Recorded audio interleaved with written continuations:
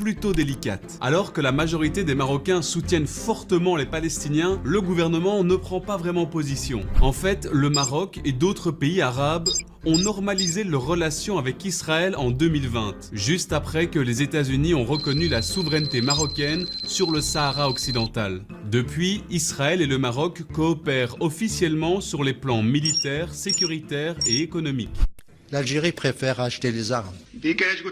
En plus, le Maroc compte la plus importante communauté juive d'Afrique du Nord, plus de 3000 personnes, et 700 000 Israéliens sont d'origine marocaine. Aujourd'hui, c'est donc peu probable que Rabat se positionne contre l'État hébreu. Le Maroc espère une issue où deux États pourraient vivre en paix. Malgré ce lien culturel, une grande partie de la population s'oppose au rapprochement avec Israël et soutient les Palestiniens. Le journal Africa Intelligence parle notamment de vente de drones d'attaque au Maroc de la part d'Israël. Est-ce que votre voisin n'est pas désormais supérieur militairement, notamment depuis qu'il peut compter sur le soutien d'Israël ? Je pense que c'est le calcul qui est fait du côté de Rabat, malheureusement.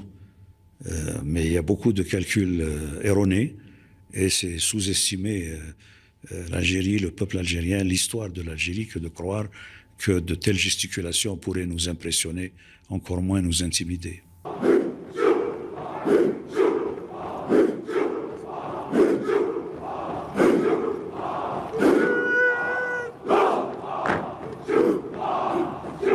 Tous les ans, devant le palais royal de Rabat, le rituel est immuable. Les dignitaires du royaume prêtent allégeance à leur souverain lors de la cérémonie de la Baïa. Quand le roi sort, tout le monde se prosterne. Et une foule immense sur une esplanade du palais royal, où les gens sont comme ça. Puis il y a le chambellan qui dit « Votre Seigneur, il est là !» Votre Seigneur, il vous dit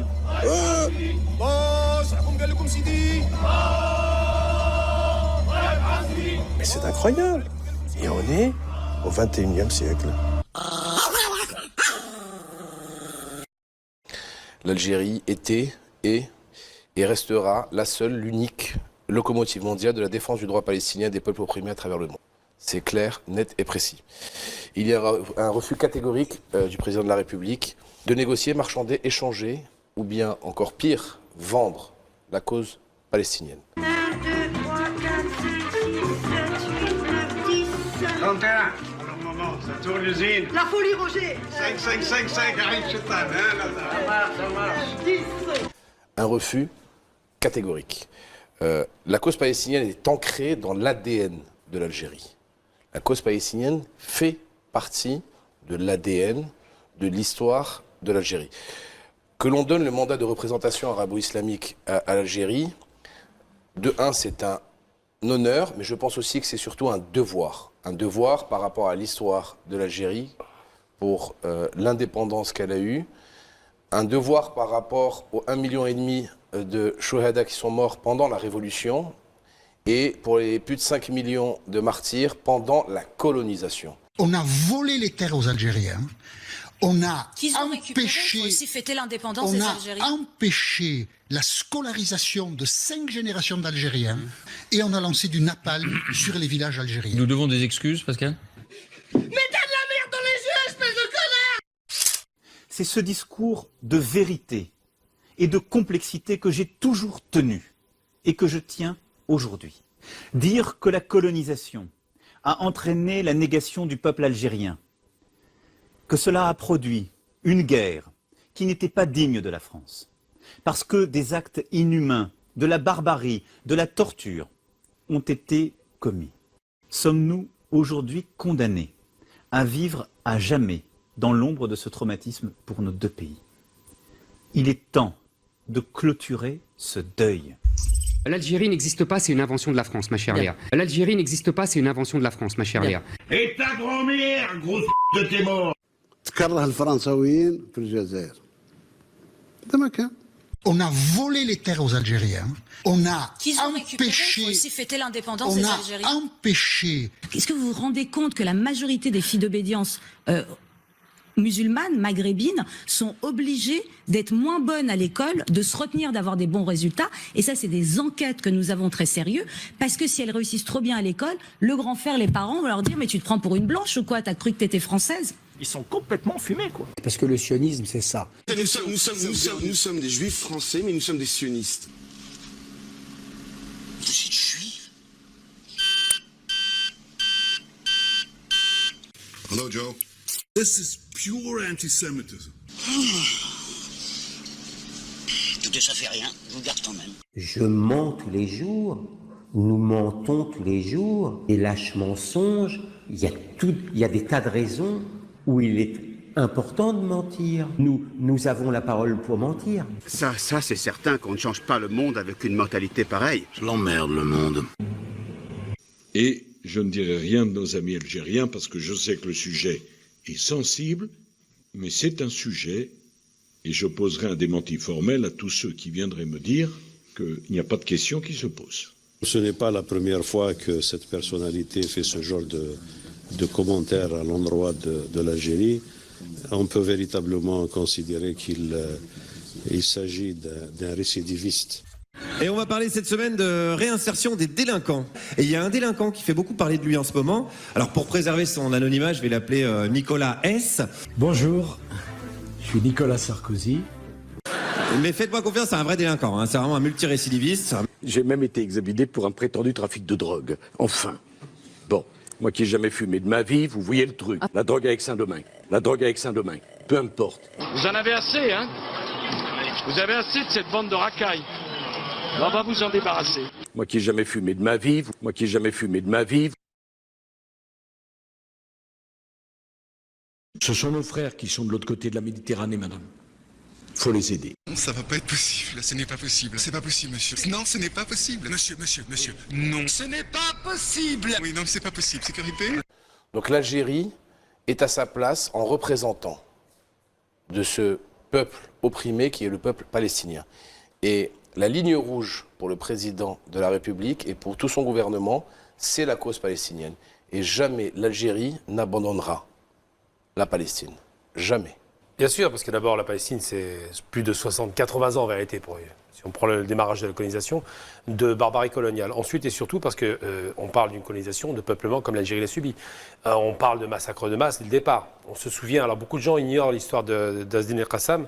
C'était un professeur syrien qui a combattu parce qu'il a senti la colonisation arriver, il a senti que les sionistes européens, donc les Européens, il faut arrêter d'appeler des Juifs, les Européens, sont venus sur une terre qui n'était pas la leur. Et ça rappelle par beaucoup d'abord ce qui s'est passé en Algérie avec d'autres Européens qui étaient venus d'un peu partout d'Espagne ou de je ne sais où, pour faire du peuplement en Algérie, parce que les Français ne voulaient pas y aller.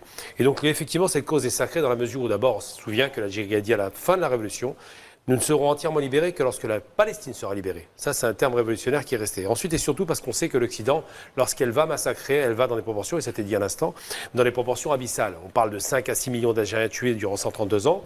Il faut se rappeler que quand les Français rentrent, parce qu'ils reviennent sur les chiffres, hein, ils assassinent 1 million d'Algériens dès le démarrage. Dès 1830, on démarre par un massacre de masse où on déporte les populations dans le haut plateau. Déportation qu'on observe aussi en Palestine en 1948. Donc tous ces éléments font que l'Algérie, effectivement, sait ce qu'est la bête coloniale, ce qu'est l'Occident lorsqu'il sort de ses frontières pour massacrer et pour surtout s'implanter au niveau des populations européennes, et sait que la cause palestinienne ne peut pas être abandonnée ni bradée. C'est la misère noire avec les colons.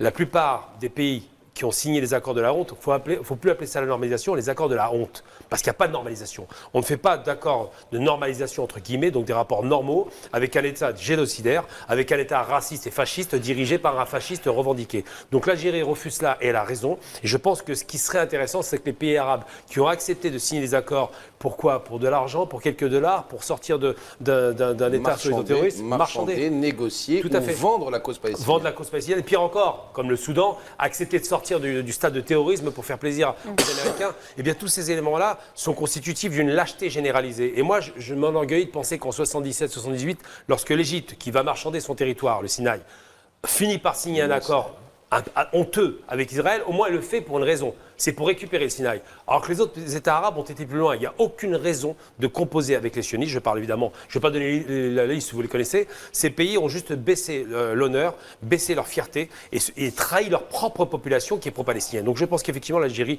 là-dessus, a une position qui est propre et nette.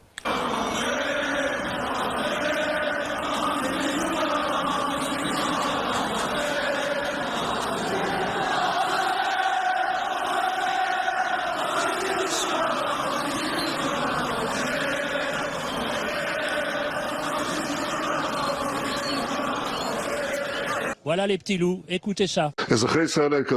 C'est inédit pour le Premier ministre israélien.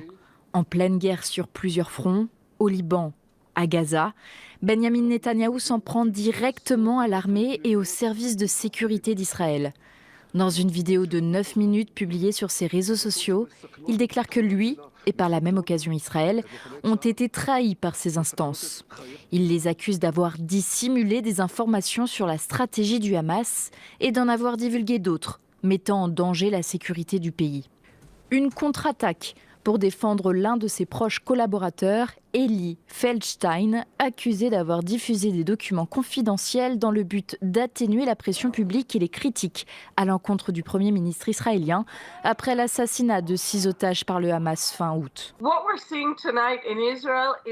Ce à quoi nous assistons, c'est à une guerre civile des mots. Le Premier ministre n'a pas de milice privée, mais nous assistons à une guerre ouverte, à une semi-guerre entre le gouvernement et les agences de sécurité de l'État.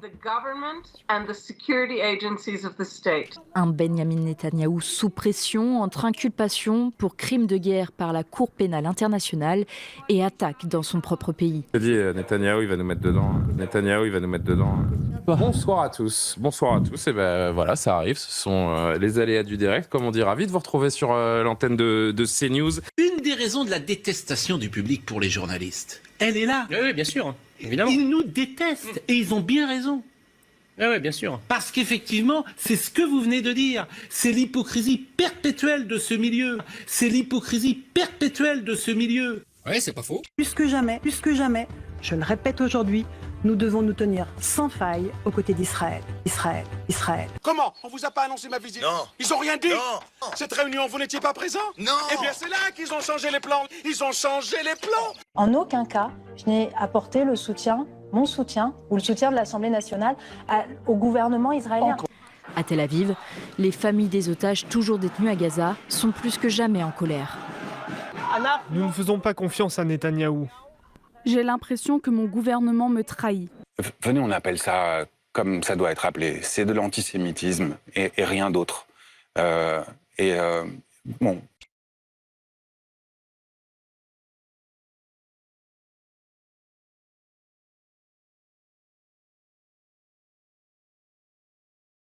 Where 70% of the death toll is being paid by children and women. 70% of the casualties are children or women. In Lebanon, 100,000 houses destroyed. In Gaza, 2 million people from one side to the other of the strip. The most frequent age of the casualties in Gaza is 5 years old. The most frequent age of the casualties in Gaza is 5 years old. This is a war against the children. This is something that you cannot explain the suffering of the people. Le mandat d'arrêt de la CPI contre Benjamin Netanyahou devrait considérablement restreindre sa capacité à voyager dans le monde. Mais en Israël aussi, Netanyahou subit d'importantes pressions juridiques. L'un de ses plus proches collaborateurs a été inculpé jeudi dans le cadre de l'affaire des fuites, aussi connue sous le nom de Bibi-Leaks. Que le Premier ministre est accusé formellement depuis mai 2020 de corruption, fraude et abus de confiance dans plusieurs affaires, des faits qu'il a toujours niés. Vous savez comment cela finira. Rien n'arrivera car il n'y a rien et il n'y a jamais rien eu. Le procès a été reporté une première fois à cause de la pandémie de Covid-19 et plus récemment en raison de la guerre menée contre le Hamas à Gaza et au Liban. Mais malgré tous ces efforts déployés pour retarder sa comparution, il devrait témoigner devant les tribunaux le 2 décembre. C'est la première fois dans l'histoire d'Israël qu'un Premier ministre en exercice est amené à comparaître devant un tribunal. Plus que jamais, je le répète aujourd'hui, nous devons nous tenir sans faille aux côtés d'Israël. Alors, si les relations semblent se réchauffer avec Paris sur une phase ascendante, dites-vous, ce n'est pas le cas avec Rabat, votre voisin, depuis la rupture diplomatique il y a 6 mois maintenant. Certains craignent même qu'on se dirige vers une guerre. Est-ce que c'est votre cas aussi ? Je pense que les relations avec le Maroc voisin ne se sont pas dégradées juste à la faveur de la décision de l'Algérie de rompre les relations diplomatiques. La rupture des relations diplomatiques a été le couronnement d'un processus de dégradation de cette relation avec la partie marocaine menant une véritable guerre de 4e génération à la nation algérienne. Je ne rentrerai pas dans le détail, le temps qui nous est imparti est en cours. Et donc, une explosion était là. Nul ne pouvait la stopper face à la dégradation de cette situation. Et dans sa sagesse, l'Algérie a opté pour la rupture des relations diplomatiques, ce qui est un acte civilisé et qui se retrouve dans les pratiques de toutes les nations du monde. Et donc, nous vivons sans relations diplomatiques. Ce n'est pas la première fois que ça nous arrive. C'est déjà arrivé à l'initiative de la partie française, de la partie marocaine dans le passé, et à l'initiative de la partie algérienne cette fois-ci. Il y a des problèmes dans la région. Et la solution à ces problèmes ne réside pas dans la fuite en avant, telle que celle qui consiste à inviter des dirigeants israéliens qui viennent à nos frontières menacer l'Algérie à partir du territoire marocain, ou celle qui consiste à développer des slogans qui n'ont rien à voir avec la réalité, à faire assumer cela par un appareil de propagande qui ne recule devant aucune calomnie. L'Algérie préfère acheter les armes et demande aux contribuables de l'Occident de payer. Et donc, cette situation-là, c'est ce que nous vivons aujourd'hui. Mais rassurez-vous, l'Algérie ne fera la guerre qu'en légitime défense. L'Algérie a trop connu les affres de la guerre coloniale, justement, pour souhaiter s'engager dans une confrontation armée avec un pays voisin. Il faut se demander si ceux qui développent des coopérations militaires avec des puissances militaires étrangères n'ayant rien à voir avec la région nord-africaine ne sont pas ceux qui parient sur le pire. Alors, justement, de ce que vous voyez côté marocain, est-ce que vous avez l'impression que le Maroc, lui, a envie peut-être de faire la guerre? Écoutez, je ne suis pas là pour détecter les intentions ou pour analyser des propos, des manipulations. Non, on parle de préparation militaire ou de choses comme ça. Je constate seulement qu'il y a cette escalade de la part des autorités marocaines. C'est une réalité. Des importations massives d'armement, des alliances militaires d'un type nouveau. Voilà ce qu'est la réalité, malheureusement, à nos frontières nationales.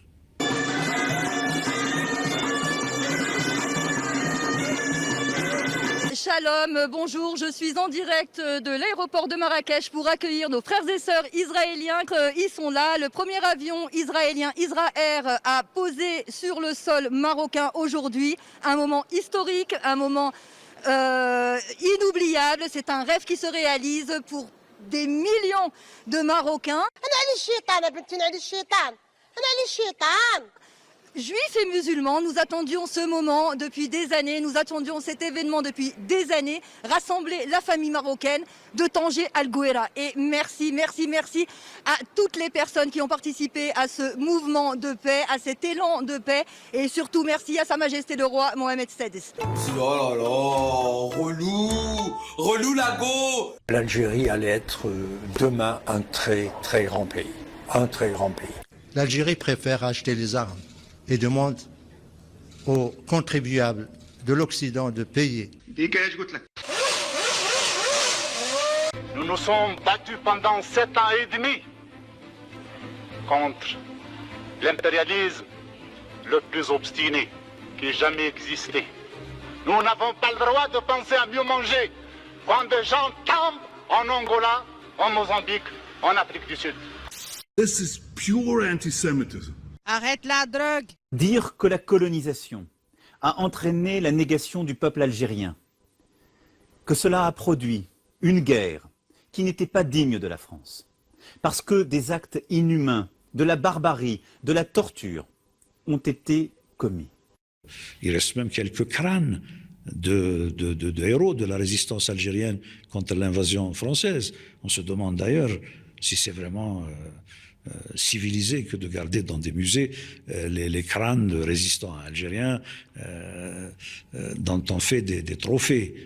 Cela pouvait s'expliquer à l'époque de la montée du colonialisme, mais pas à l'ère des indépendances et de la souveraineté des peuples. Donc plus vite nous réglons en fait tout ce qui est l'héritage de la guerre de libération nationale par rapport à l'État français, mieux cela ira dans la manière de cohabiter, de coexister et de développer un partenariat mutuellement avantageux.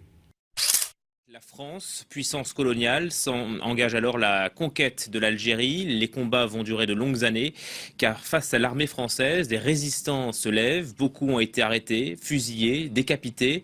Leurs crânes ont été rapatriés vers Paris. Ils font aujourd'hui partie des collections anthropologiques du Musée de l'Homme.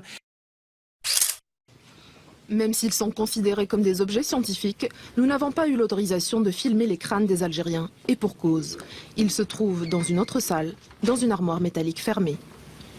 C'est ici qu'on a mis tous les crânes algériens, puisque considérant que, étant donné l'enjeu et la polémique en cours, en fait, on les a retirés de la vision du public. Sur ces milliers de crânes, seuls 500 sont identifiés.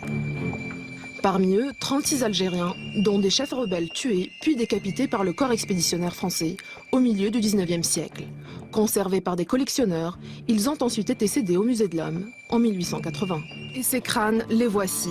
Chérif Boubarla, crâne numéro 5940. Aïssa Al-Hammadi, tête momifiée numéro 5939. Cheikh Bouziane, crâne numéro 5941.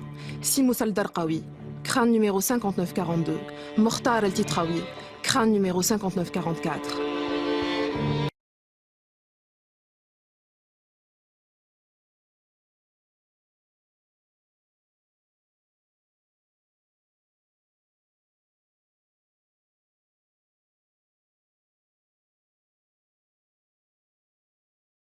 Vous savez que nous avons une histoire commune. Nous étions tous colonisés, pillés par les puissances occidentales pendant notre cours d'histoire. Et que nous avons tous aussi su lutter contre l'impérialisme et le colonialisme. Et nous avons su défendre notre indépendance. Donc nous avons ce passé commun et cet ADN commun de l'indépendance et de l'importance de cette indépendance. On voit à quel point la Chine est en train de prendre pied en Afrique au détriment de la France. Est-ce que selon vous, c'est le cours normal de l'histoire? C'est pas notre faute. L'influence de la Chine augmente en Afrique. C'est parce que nous avons beaucoup fait. Nous avons été les pays africains à construire leur infrastructure. Et c'est la vérité. Tu es d'accord, tu n'es pas d'accord, je m'en fous. N'est-ce pas? Alors, je pense que la France doit faire plus d'efforts si elle veut faire la compétition avec la Chine en Afrique. De fait, là où la Chine avance, là où la Russie avance avec Wagner, souvent maintenant, la France recule. Mais pourquoi la France recule? La France peut avancer. Pourquoi reculer? Ce sont nos frères qui sont de l'autre côté de la Méditerranée, madame. Il faut les aider. Monsieur, non, ce n'est pas possible. Nous allons créer un partenariat qu'on appelle aujourd'hui partenaire stratégique global. La science jusqu'à l'industrie, du transport jusqu'à l'énergie, de anticorruption jusqu'à la justice. Nous avons beaucoup de points communs sur lesquels on va travailler ensemble. Vive l'Algérie! 1 ноября в Алжире отмечается национальный праздник, День революции. Я напомню, в этот день, в 1954 году, началось вооруженное движение, вооруженная борьба алжирского народа за независимость. Она завершилась в 1962 году. Подписание Вианских соглашений о прекращении огня, а затем и провозглашением независимой Алжирской Народной Демократической Республики. И таким образом был положен конец 132-летней истории французской колонизации Алжира. Жертвами 8-летней кровопролитной освободительной войны стали 1,5 миллиона алжирцев. Сегодня Алжир – это признанный региональный лидер, который энергично участвует в работе Африканского союза, Лиги арабских государств, других многосторонних объединений, внося существенный вклад в развитие африканского континента и обеспечение его стабильности и безопасности. Алжир является одним из ключевых партнеров нашей страны. Наглядным примером, чему служит подписанная в июне прошлого года декларация об углубленном стратегическом партнерстве между нашими странами. Мы ценим наше доброе отношение с этой страной. Поддерживается активный политический диалог, развивается многоплановое взаимовыгодное сотрудничество в торгово-экономической, военно-технической, культурной, гуманитарной, иных сферах. И в связи с предстоящей 70-й годовщиной революции хотели бы пожелать нашим алжирским друзьям мира, благополучия и процветания. L'ordre international est bousculé de manière inédite. Nous le vivons tous ensemble, ce monde. Et vous le connaissez mieux que moi, mais nous sommes sans doute en train de vivre la fin de l'hégémonie occidentale sur le monde. Ah mais ils sont bien gentils avec leur pot de pâte à tartiner là, hein. Je vais vous montrer ce que j'ai retrouvé dedans, hein. Parce qu'on n'entend parler que de ça, que de ça, que de ça. J'ai réussi à en avoir, mais je vais vous montrer ce qu'il y a dedans. Je vais vous montrer, hein, d'accord? Regardez bien. Alors de base, ça sent hyper bon. On est d'accord, tout le monde, t'as l'impression de sentir la noisette un peu grillée. Regardez bien ce qu'il y a dedans. Regardez. 1 ноября в Алжире отмечается национальный праздник День революции. Я напомню, в этот день, в 1954 году, началось вооруженное движение, вооруженная борьба алжирского народа за независимость. Она завершилась в 1962 году. Подписание Вианских соглашений о прекращении огня, а затем и провозглашением независимой Алжирской Народной Демократической Республики. И таким образом был положен конец 132-летней истории французской колонизации Алжира. Жертвами 8-летней кровопролитной освободительной войны стали 1,5 миллиона алжирцев. Сегодня Алжир – это признанный региональный лидер, который энергично участвует в работе Африканского союза, Лиги арабских государств, других многосторонних объединений, внося существенный вклад в развитие африканского континента и обеспечение его стабильности и безопасности. Алжир является одним из ключевых партнеров нашей страны. Наглядным примером, чему служит подписанная в июне прошлого года декларация об углубленном стратегическом партнерстве между нашими странами. Мы ценим наше доброе отношение с этой страной. Поддерживается активный политический диалог, развивается многоплановое взаимовыгодное сотрудничество в торгово-экономической, военно-технической, культурной, гуманитарной, иных сферах. И в связи с предстоящей 70-й годовщиной революции хотели бы пожелать нашим алжирским друзьям мира, благополучия и процветания. L'ordre international est bousculé de manière inédite. Nous le vivons tous ensemble, ce monde. Et vous le connaissez mieux que moi, mais nous sommes sans doute en train de vivre la fin de l'hégémonie occidentale sur le monde. Ah mais ils sont bien gentils avec leur pot de pâte à tartiner là, hein. Je vais vous montrer ce que j'ai retrouvé dedans, hein. Parce qu'on n'entend parler que de ça, que de ça, que de ça. J'ai réussi à en avoir, mais je vais vous montrer ce qu'il y a dedans. Je vais vous montrer, hein, d'accord? Regardez bien. Alors de base, ça sent hyper bon. On est d'accord, tout le monde, t'as l'impression de sentir la noisette un peu grillée. Regardez bien ce qu'il y a dedans. Regardez. Je sais pas si tu vois, regarde, je vais te montrer. Ah mais vraiment. Regarde. Tu le vois là? Regarde bien. Attends.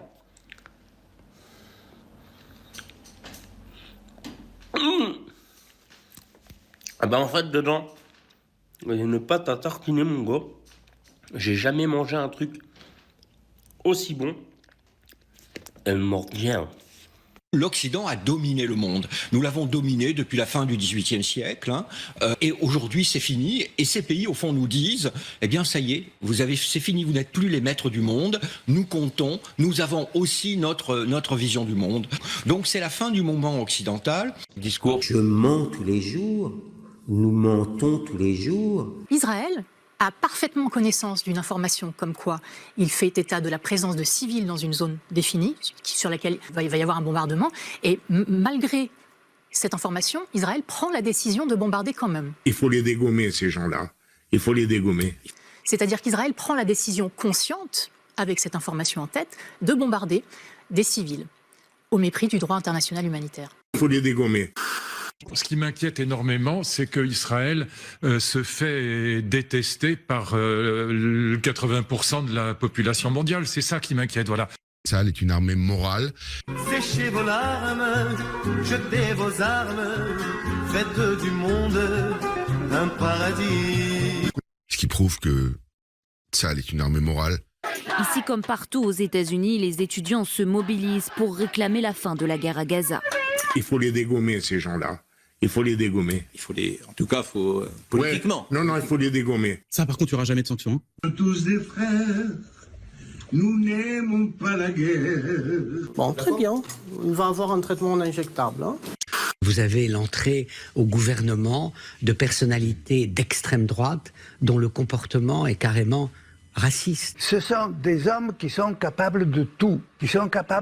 Parce qu'en plus, ils sont convaincus d'avoir le bon Dieu avec eux. Oui, nous sommes racistes. Nous croyons au racisme. Il y a des races dans le monde et des caractéristiques génétiques propres aux nations, ce qui signifie qu'on doit essayer de les aider. Les Juifs sont une race qui réussit. On devrait faire une journée avec kippa. C'est-à-dire qu'on porterait tous la kippa dans ce pays pour rendre hommage aux victimes du 7 octobre et surtout pour montrer notre solidarité avec les Juifs. Attendez. Mais je veux pas. Sergent, aidez-moi. Quand on va au Maroc, on Absolument. est très bien reçu. Absolument. Je veux dire, ça n'est pas un pays comme son pays voisin qui est basé sur le ressentiment contre la France. C'est pas la même histoire non plus. Enfin bon. Raison pourquoi d'ailleurs ce pays s'en sort mieux. Je mens tous les jours.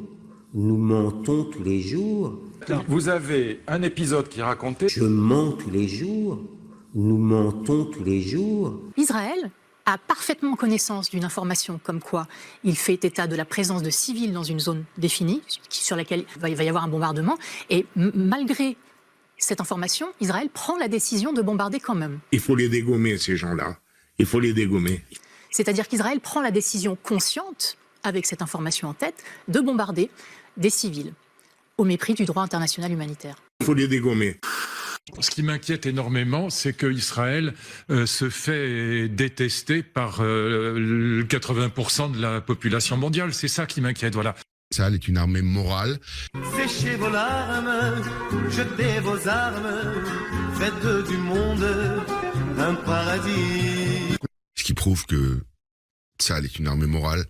Ici comme partout aux États-Unis, les étudiants se mobilisent pour réclamer la fin de la guerre à Gaza. Il faut les dégommer, ces gens-là. Il faut les dégommer. En tout cas, politiquement. Ouais. Non, il faut les dégommer. Ça, par contre, il n'y aura jamais de sanctions. Tous des frères, nous n'aimons pas la guerre. Bon, très bien. Il va avoir un traitement injectable.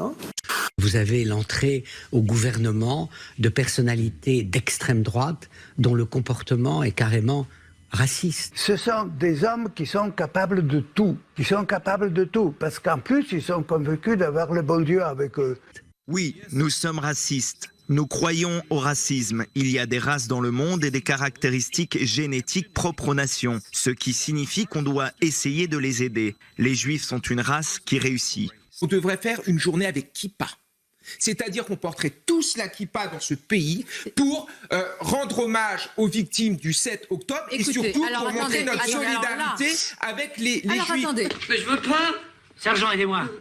Quand on va au Maroc, on Absolument. est très bien reçu. Absolument. Je veux dire, ça n'est pas un pays comme son pays voisin qui est basé sur le ressentiment contre la France. C'est pas la même histoire non plus. Raison pourquoi d'ailleurs ce pays s'en sort mieux.